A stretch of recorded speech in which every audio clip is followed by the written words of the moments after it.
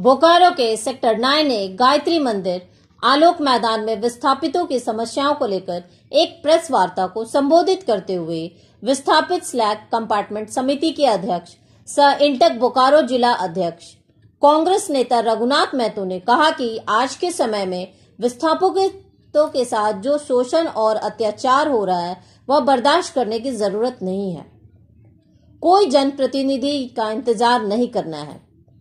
BSL प्रबंधन के साथ हो या न्याय पाने के लिए पुलिस प्रशासन के साथ अपनी लड़ाई खुद लड़ना है। 11 नवंबर को सुबह करीब 8:30 बजे महुआर बस्ती के विस्थापित शंकर रवानी के ऊपर गोली चलाई गई, जिस पर एक गोली कमर के नीचे जांघ में और एक गोली उसके पैर पर लगी, जिससे वो घायल हो गया। लगभग 8 दिन बीत जाने के बाद भी पुलिस प्रशासन के द्वारा अपराधियों को गिरफ्तार नहीं किया गया है। इससे विस्थापित अपने आप को असुरक्षित महसूस कर रहे हैं।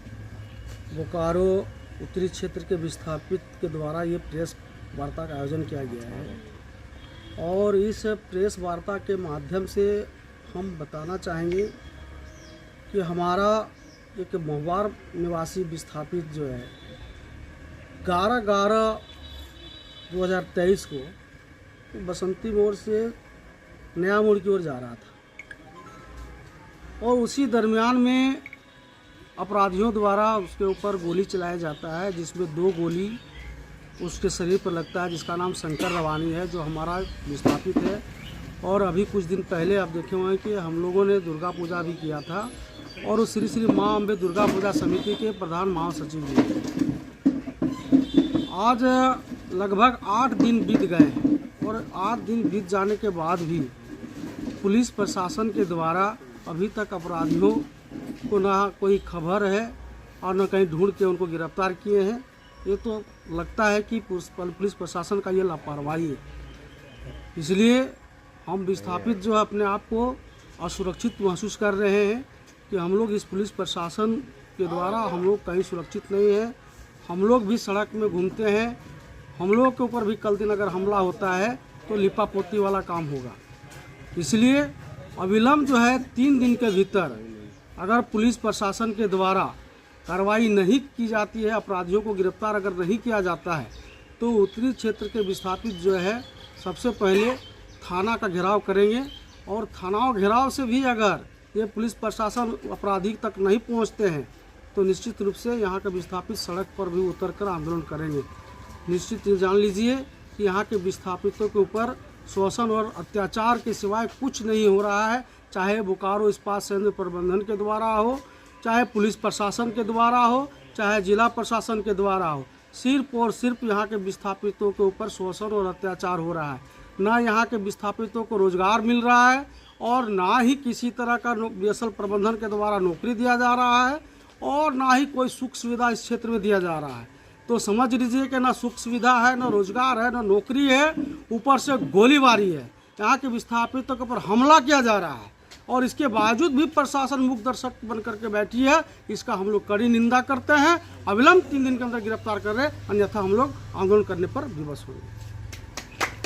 आज हम लोग उत्तरी क्षेत्र के विस्थापित आज इस प्रेस कॉन्फ्रेंस के माध्यम से कहना चाहेंगे कि ये हाल के दिनों में 11/11 को जो एक विस्थापित के ऊपर जो जानलेवा हमला हुआ, उसके ऊपर गोली चली, अभी तक प्रशासन की ओर से अपराधी की गिरफ्तारी नहीं हुई।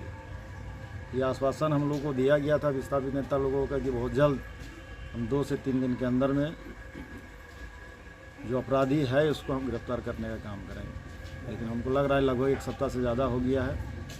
इस तरह से विस्थापित के ऊपर खुलेआम गोली चले, उस पर हमला हो, तो बहुत दुर्भाग्य है। क्योंकि विस्थापित यहाँ के ज़मीन देने के बाद यहाँ का विस्थापित बने, शहर को बसाए, कारखानाओं को वापस स्थापित किए। एक तो प्रबंधन की ओर से तो हम लोगों के साथ जो सौतेला व्यवहार हो रहा है, हम लोगों के बीच में जो इस तरह से हमला और इस तरह का घटना अगर हम लोग के ऊपर हो जाए तो कहीं ना कहीं हम समझ सकते हैं कि ये बोकारो प्रशासन का ये विफलता है। हम मांग करेंगे कि 2 से 3 दिन के अंदर जो भी हमला किए हैं उनकी गिरफ्तारी हो, और नहीं तो हम विस्थापित परिवार उत्तरी क्षेत्र के विस्थापित हम आंदोलन करने के लिए स्वतंत्र है। ज़रूरत होगा तो हम लोग एसपी महोदय के यहाँ भी जाएंगे, डीएसपी साहब के यहाँ भी जाएंगे। उसके बाद भी अगर उनकी गिरफ्तारी नहीं हुआ तो हम लोग तो आपको क्या लगता है कि थाने की तरफ से लापरवाही बरती जा रही है? जी, अभी तक तो हमको समझ में यही आ रहा है, क्योंकि विस्थापित के साथ कभी न्याय नहीं हुआ है। आज अगर ये विस्थापित नहीं होता, कोई दूसरे हाई प्रोफाइल व्यक्ति होती तो उनकी गिरफ्तारी 24 घंटे के अंदर हो जाती। विस्थापित के साथ आज तक न्याय ना प्रबंधन करती है ना जिला प्रशासन, तो उसकी विफलता हम बोल ही सकते हैं।